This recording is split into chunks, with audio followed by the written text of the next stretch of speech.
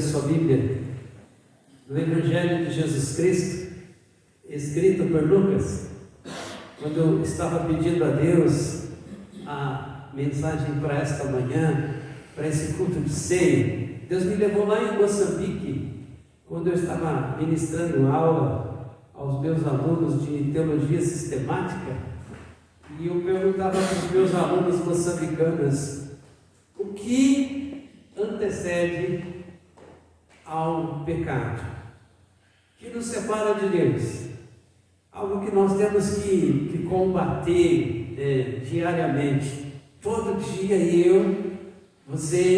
Nós temos que combater aquilo que nos separa de Deus, que é o pecado. E o que antecede o pecado aparece no livro de Lucas, capítulo 4, também aparece no livro de Mateus, capítulo 4, também aparece no livro de Marcos, capítulo 1, que fala sobre a tentação de Jesus Cristo. A tentação de Jesus Cristo. O que antecede ao pecado é a tentação. E compartilhando com os meus alunos, algo que nós precisamos estar refletindo, pensando, se queremos vencer o pecado, temos que vencer a tentação, aquilo que nós somos tentados ao pecado. Jesus, cheio do Espírito Santo, tentação vem sobre pessoas ungidas, pessoas cristãs, pessoas fervorosas na fé. A tentação vem sobre pessoas cheias do Espírito Santo. Voltou do Jordão e foi guiado pelo Espírito Santo no deserto. A experiência de Jesus no Jordão é a experiência do batismo. É a experiência do batismo nas águas, confirmando, declarando aquilo que estava escrito nas Escrituras. João Batista tem uma certa resistência por batizar Jesus, dizendo assim: eu que tenho que ser batizado por você, pelo Senhor. E Jesus: não, tem que se cumprir a necessidade de se cumprir. Jesus é batizado. Lucas capítulo 4. Durante 40 dias, sendo tentado pelo diabo, nada comeu naqueles dias, a fim dos quais teve fome. 40 dias Jesus ali sendo tentado. Querido, esta é uma realidade espiritual. Todos os dias, de alguma forma, de alguma maneira, o adversário entra com uma tentativa de fazer com que nós venhamos desobedecer a Deus. Cristão ou não, crente ou não, ser humano, todo ser humano passa pela tentação. Aqui está dizendo que foi 40 dias. Eu, nos meus 56 anos, eu creio que desde que tive noção do que é certo e do que é errado, existe uma tentação, algo que fala à minha mente, ao meu coração: que tal você fazer assim? E esse assim algumas vezes desagrada a Deus. Disse-lhe então o diabo, também traduzido por adversário, diz assim o adversário: se és filhos de Deus, manda que estas pedras se transformem em pão. Essa tentação é muito propícia neste momento, porque Jesus está em jejum. O texto vai falar que Jesus não comeu em 40 dias, logo a carne está com fome. Então a tentação veio em uma situação de fome. Mas Jesus respondeu: está escrito, não só de pão viverá o homem. Jesus, assim como eu e você, necessitamos de resistir à tentação que vem sobre a nossa carne. E elevando, mostrou no mundo, no momento, todo o reino do mundo. E disse o adversário, o diabo: dar-te-ei toda esta autoridade e a glória destes reinos, porque me foi entregue e dou a quem quiser. Portanto, se prostrar-me e me adorares, toda será tua. Agora, a tentação é por bens materiais, por riqueza. Olha só o que o adversário está oferecendo a Jesus: eu vou te dar tudo isso aqui para você. Quantas vezes nós somos tentados a receber coisas materiais, se negociarmos princípios de Deus, se negociarmos coisas que eu tenho que desagradar ao meu Deus para receber alguma coisa. É isso que o adversário está fazendo a proposta.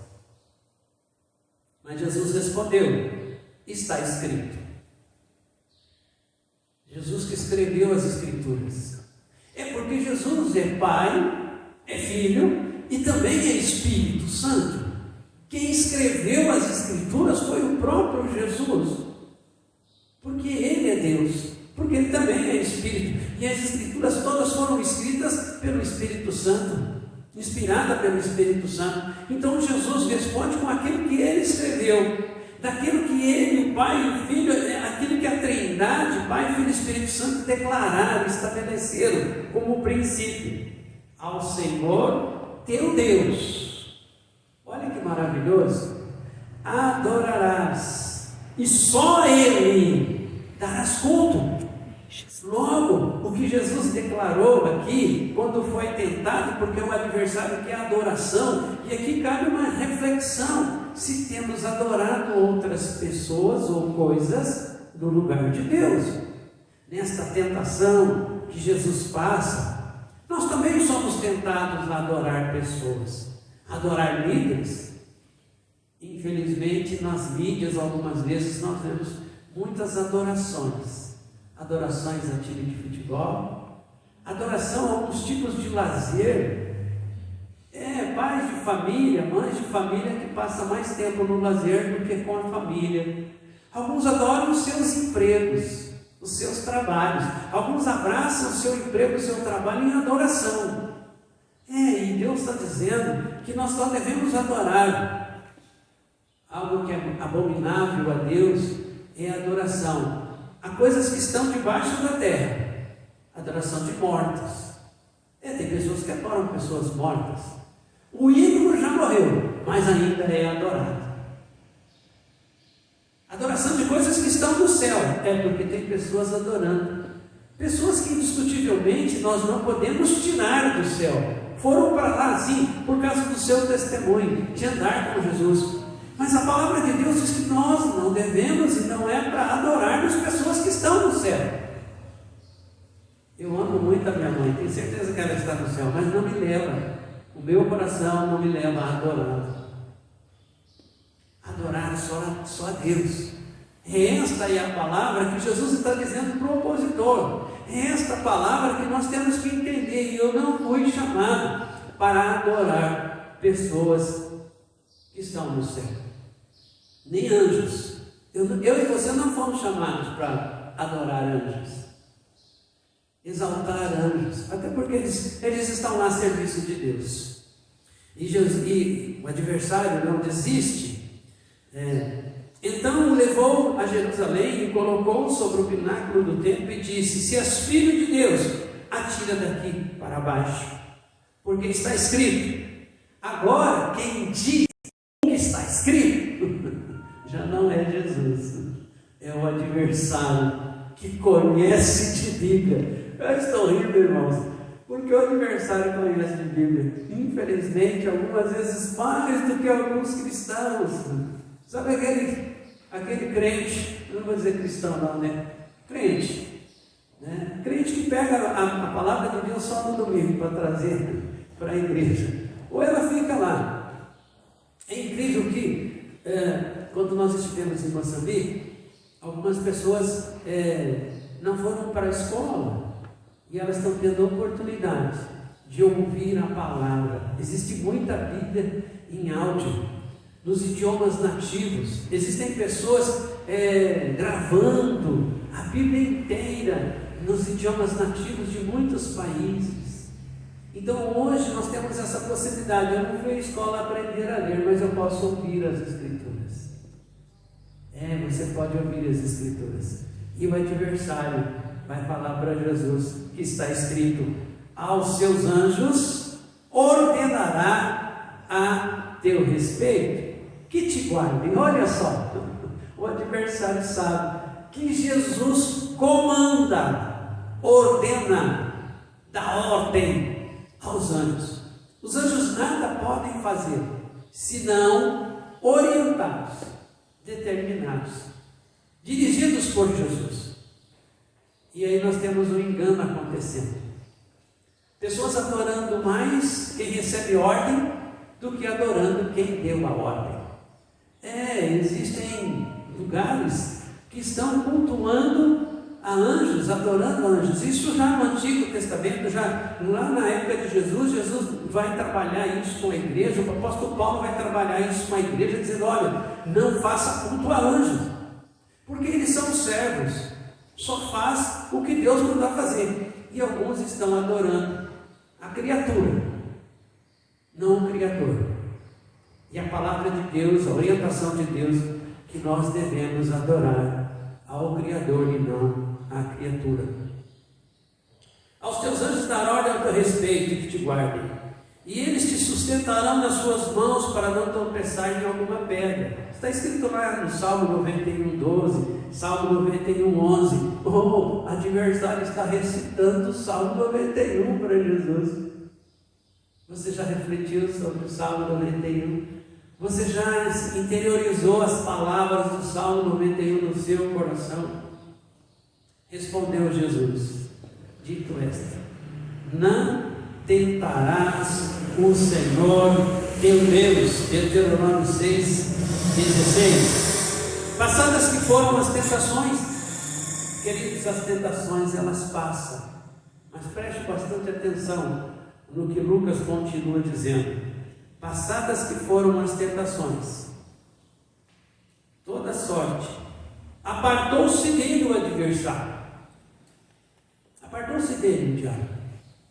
A palavra de Deus diz que o diabo anda ao nosso derredor, bramando como um leão, querendo nos tragar. É isso mesmo. Não é para nós termos medo, é para a gente saber que existe uma ação espiritual que está tentando a mim, está tentando a você. Eu perdi a quantidade de vezes que o adversário me tentou a deixar de ser pastor e voltar às minhas profissões que eu tinha antes. Até porque remunerava muito melhor do que remuneração de pastor. E eu não estou reclamando, porque é melhor servir ao Deus Todo-Poderoso do que o que eu estava fazendo. Eu disse: eis-me aqui, usa-me a mim, independente do que vai acontecer. Eu glorifico a Deus e exalto a Deus, e eu quero deixar este mundo pregando a palavra. Eu não quero voltar àquele estado, porque disse para Deus: deixei o arado para trás. Mas muitas vezes a tentação vem, querido, vem no sentido de deixarmos. Mas olha que interessante, você que está com a sua Bíblia aberta ainda em Lucas capítulo 4, versículo 13, vai encerrar este versículo dizendo assim: passadas que foram as tentações de toda sorte, apartou-se dele o diabo até, preste atenção a esta fala, até momento oportuno. E que momento oportuno é esse? Um momento de enfermidade, um momento de revés. Sabe quando você tem certeza da vitória e vem uma derrota? Você fala assim: não, Deus, o Senhor está equivocado. Oh Senhor, eu orei, jejuei e consagrei, tive até revelação que iria ser vitória, e veio derrota. Momento oportuno é quando você abre um exame médico e tem certeza que vai dar negativo e dar positivo. Momento oportuno da tentação de Satanás para fazer a gente pecar, blasfemar, zombar, escarnecer de Deus. O ladrão entra na sua casa e rouba o que você tem. Um incêndio vem sobre a sua casa e destrói tudo. Um acidente trágico na sua família. Momento oportuno do ataque do adversário. Quando você está no chão, você está no leito de enfermidade, o adversário fala: cadê o seu Deus que não te cura? Momento oportuno da tentação do adversário. Quando um cristão, uma cristã, um servo fervoroso que adora, que louva, que glorifica, que não sai de tempos de oração, tem um testemunho lindo, maravilhoso, de repente é surpreendido com uma depressão. Mas como? Este homem de Deus, esta mulher de Deus com depressão?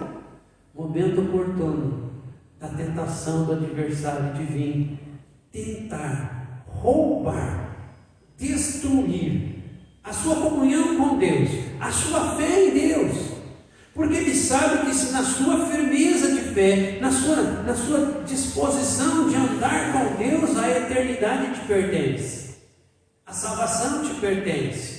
Há uma mansão celestial preparada para você. Toda a tentativa do adversário na tentação de fazermos cair no pecado é nos separarmos de Deus, é blasfemarmos contra Deus. E aí nós vamos para o texto de Jó, irmãos. Que texto mais maravilhoso, onde adversidades de todo tipo acontecem na vida de Jó.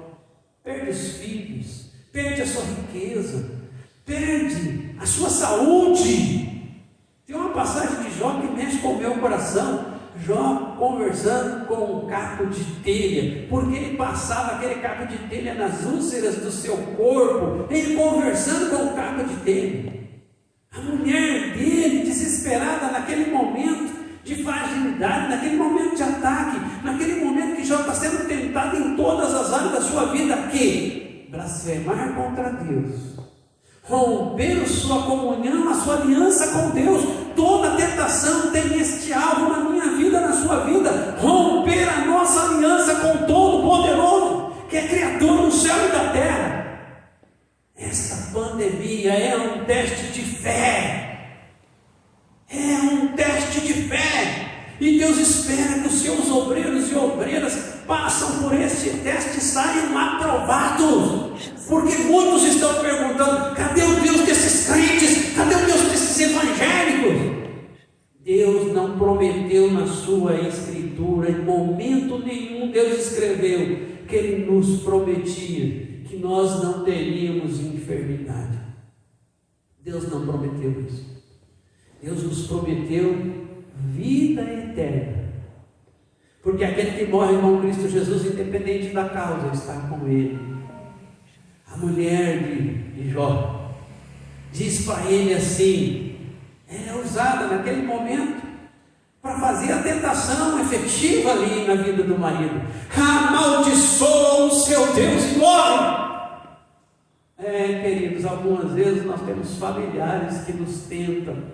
Sim, filho tentando pai, pai tentando filho. Quantos filhos e filhas de pastores nas drogas, perdidos na prostituição. Eu só estou dando esse exemplo porque o adversário vem esbofetear o servo e a serva de Deus, dizendo: cadê o seu Deus que não assiste o seu filho, a sua filha? E aí o Espírito Santo vai ministrar o coração desse pastor e dessa pastora, que os nossos filhos não nos pertencem antes de serem nossos, são de Deus, e que as decisões dos nossos filhos são decisões dos nossos filhos. Deus deu livre-arbítrio, pode ser filho de quem quer que seja, de pastor, de bispo, de missionário, de obreiro. O filho tem liberdade de escolha, como Deus nos deu liberdade de escolha. O filho pródigo apresentou isso. Deus deu liberdade para ele, tanto para o que saiu quanto para o que ficou. É assim que Deus faz. Esse momento oportuno é um momento que nós estamos em sofrimento, é um momento de angústia. Vem a tentação para que eu e você venham a pecar. Qual que é o propósito de Deus? Qual que é o alvo do Senhor? Você recebeu um cartão? Você que está aqui no culto recebeu um cartão?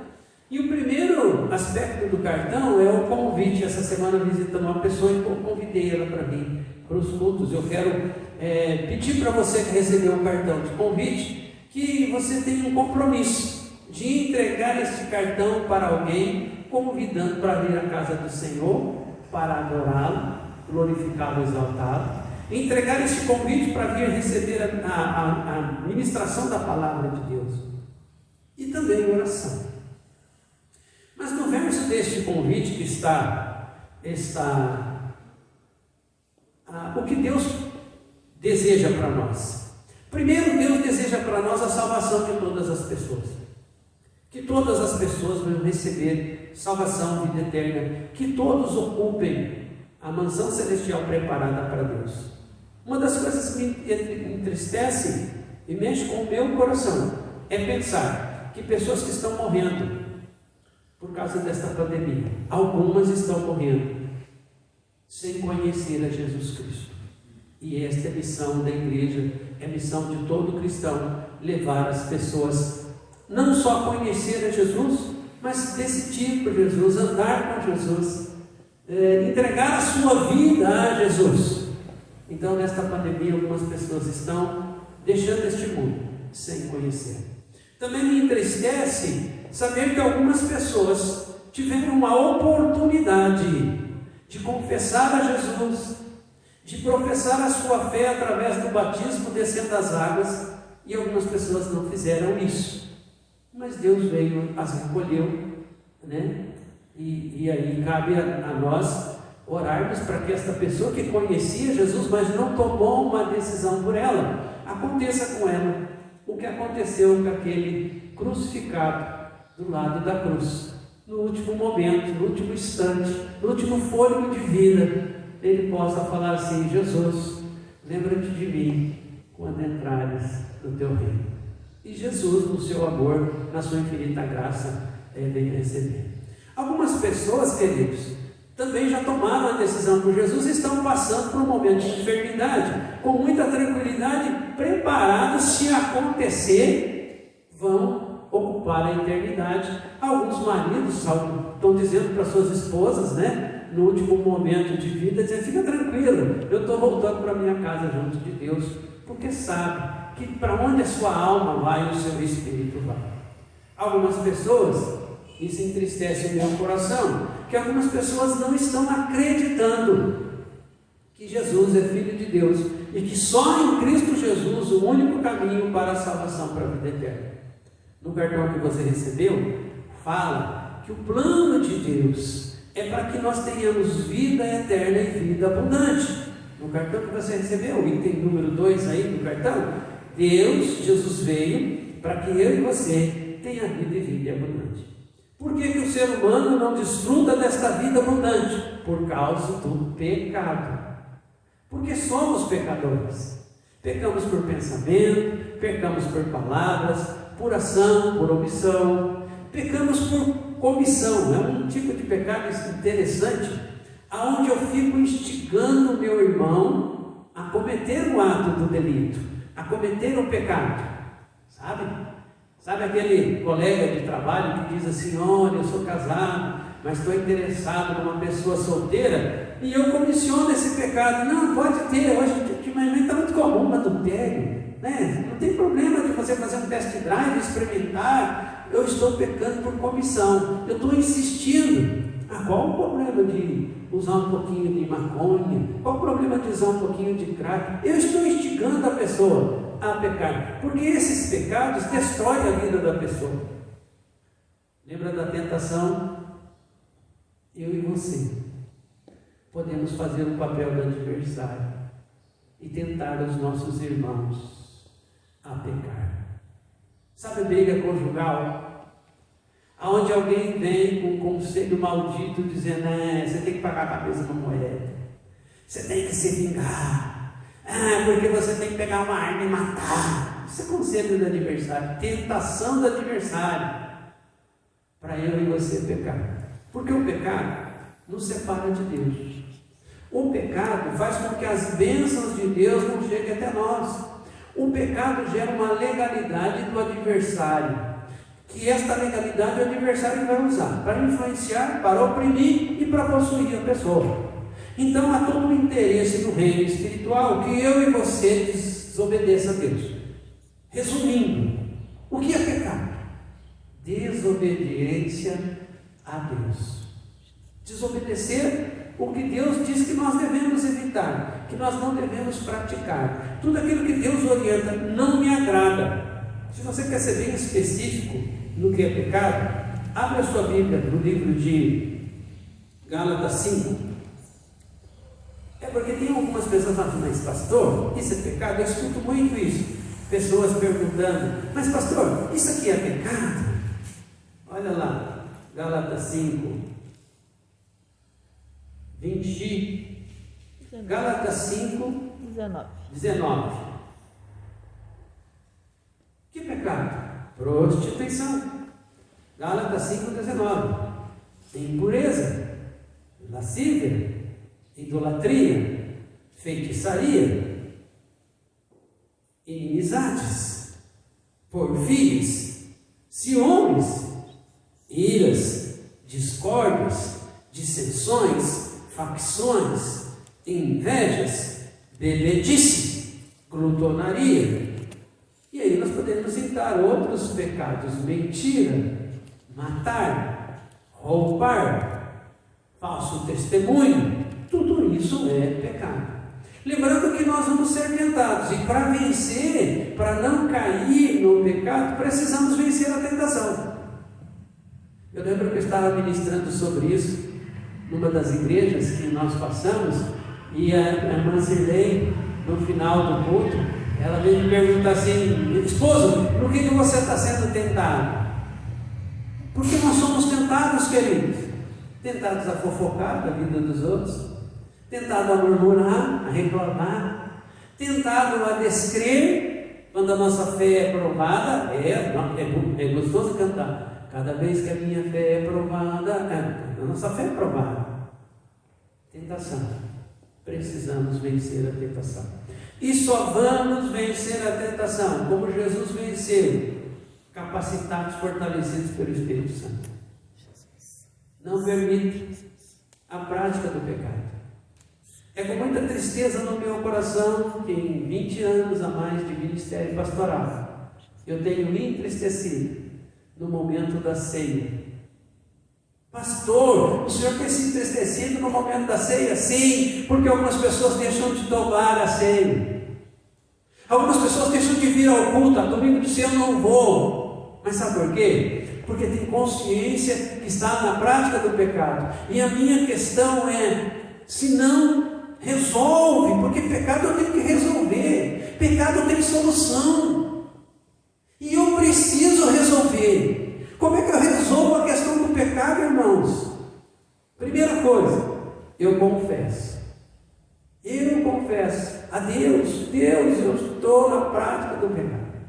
Segunda coisa que Deus espera de mim: arrependimento. Eu abandono, eu resolvo, eu soluciono. Quando o apóstolo Paulo vai dizer que na ceia eu preciso não tomar a ceia por condenação, porque existem pessoas tomando a ceia na prática do pecado deliberadamente, dizendo assim: Deus, eu vou continuar fazendo isso que desagrada o Senhor.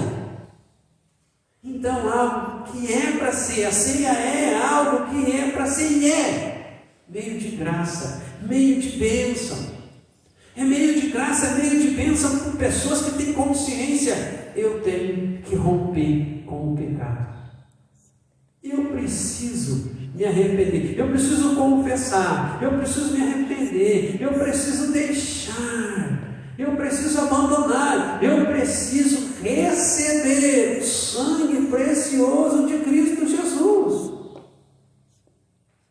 Numa das igrejas que nós pastoreamos, um casal não tomava ceia, e aquilo me intrigou, e eu chamei aquele casal para conversar: por que vocês não tomam ceia? Porque nós não somos casados no papel e nem na igreja, por isso nós não tomamos ceia. E o que está impedindo você de resolver este problema? Amados, nós precisamos dizer para as pessoas: rompa, porque a qualquer momento Deus pode te chamar e você vai para onde? Se eu não consigo tomar a ceia porque tem um embrulho chamado pecado, tem uma prática chamada pecado que está me impedindo, eu tenho que resolver, queridos. Eu não posso tomar a ceia de maneira negligente. E eu falei para aquele casal: vamos fazer uma campanha de jejum e oração para resolver o problema de vocês. Vocês estão dispostos? A minha esposa falou assim: pastor, o que eu mais quero é tomar a ceia do Senhor, mas tem essa situação que nós precisamos resolver para poder cantar. Vamos orar e jejuar. E Deus não abriu as portas, Deus escancarou as portas. Então, igreja, vamos combater a tentação. Se existe pecado, vamos confessar, arrepender e pedir perdão, para tomar a ceia, ter comunhão com Jesus, na prática de vida de santificação, sem a qual ninguém verá a Deus. Eu sou pecador. Romanos 3,23 diz que todos pecaram e carecem da glória de Deus. Romanos 6,23 diz que o salário do pecado é morte, o dom da vida eterna em Cristo Jesus. 1 João, capítulo 1, versículo de número 8, diz assim: se dissermos que não cometemos pecado, não há verdade em nós. Mas o 9 vai dizer assim: se confessarmos os nossos pecados, Ele é fiel e justo para nos perdoar. O pecado tem solução, é o sangue precioso de Jesus. 1 João capítulo 1, verso 7: se andarmos na luz que andar com Jesus, o sangue de Jesus Cristo nos purifica de todo pecado.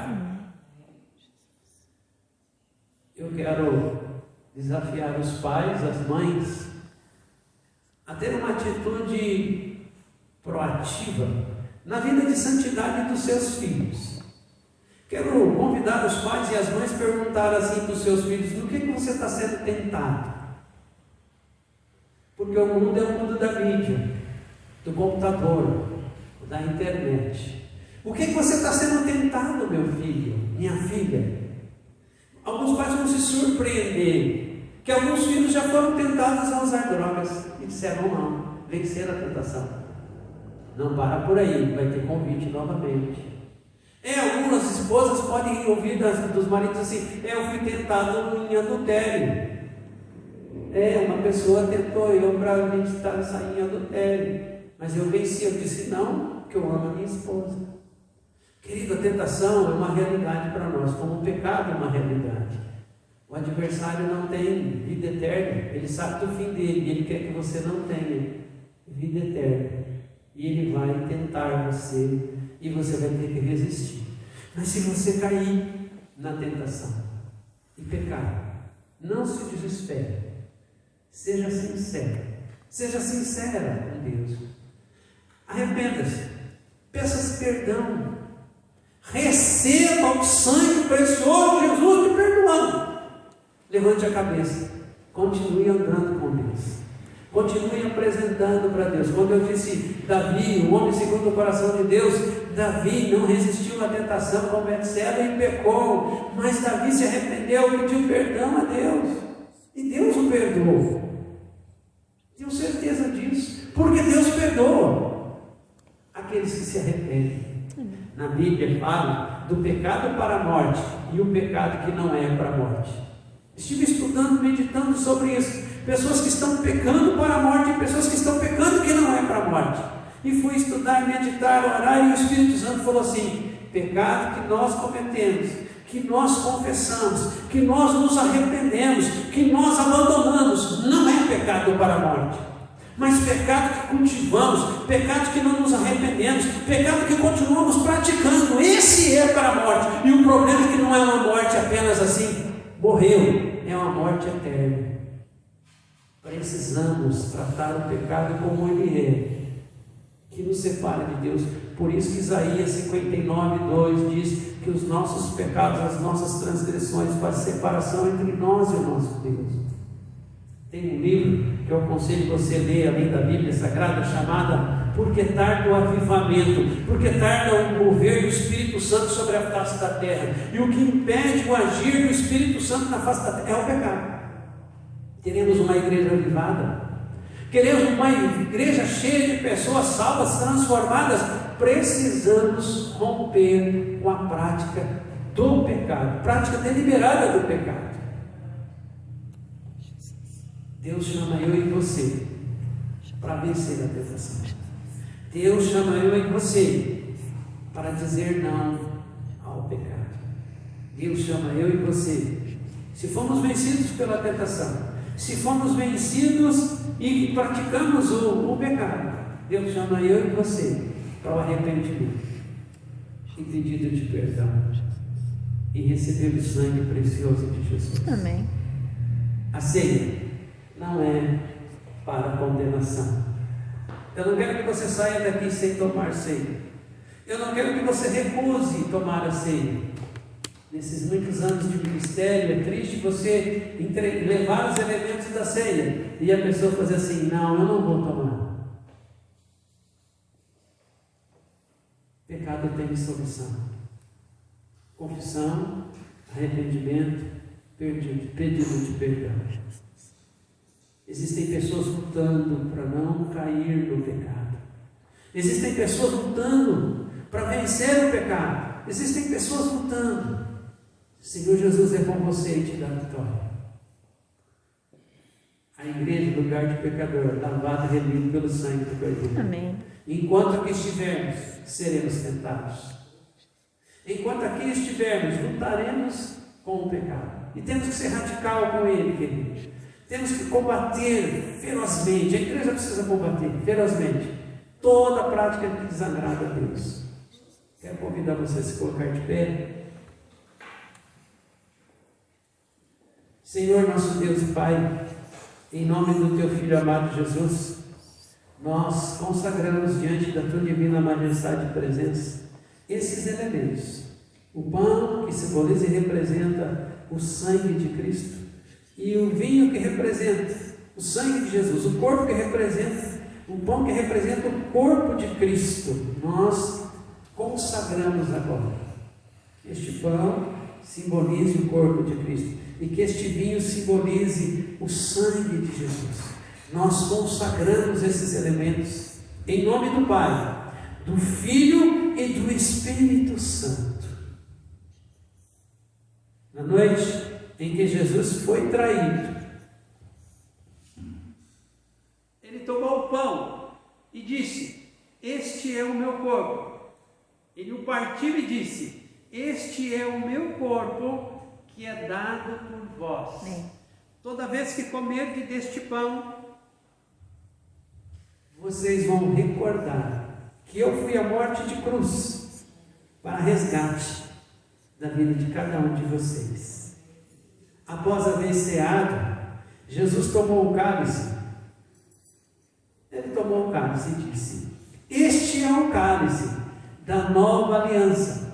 Toda vez que beberem deste cálice, vocês vão recordar do meu amor por vocês, do meu perdão através desse sangue derramado na cruz, e que eu sou com vocês em meio às lutas, às tentações, às dificuldades, às provações.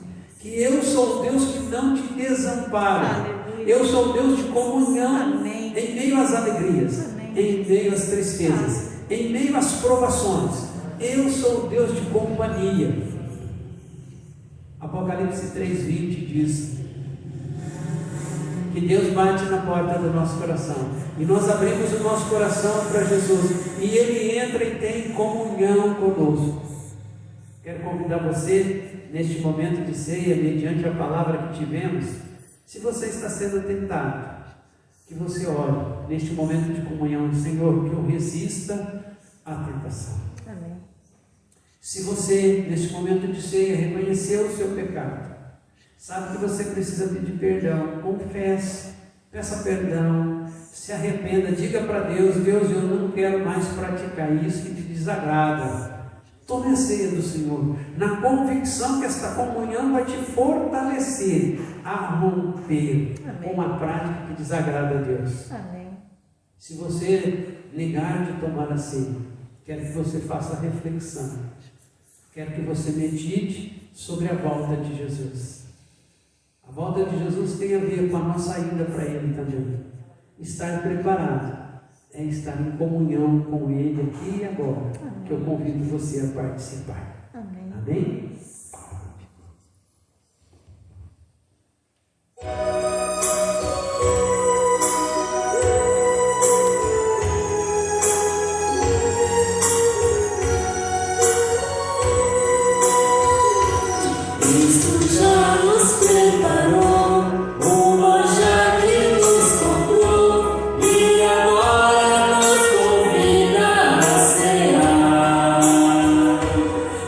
Celestial.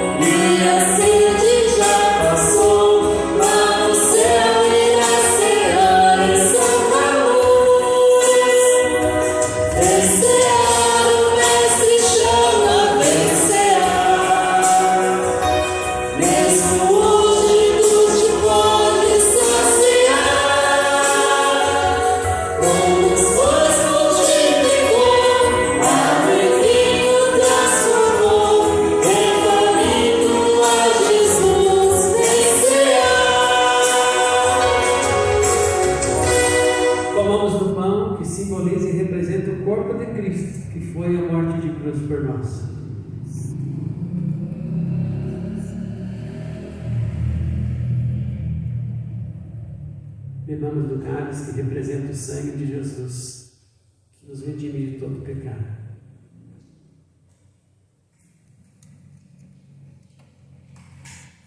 Oremos. Senhor nosso Deus e Pai, obrigado por esta comunhão.